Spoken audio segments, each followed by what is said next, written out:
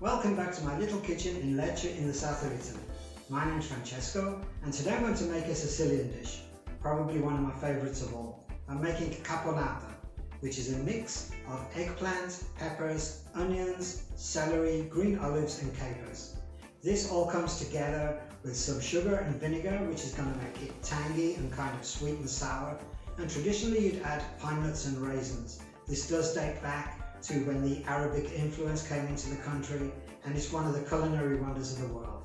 To make a good caponata, you need to cook your ingredients separately and bring them all together at the end.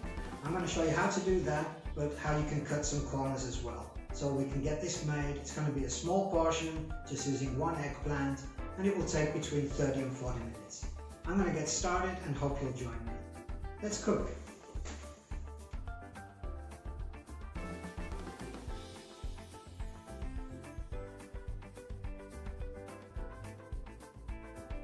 For today's recipe you are going to need eggplant, red bell pepper, celery, diced canned tomatoes, destoned green olives, onion, capers, pine nuts, raisins, sugar, oregano, bay leaf and some vinegar.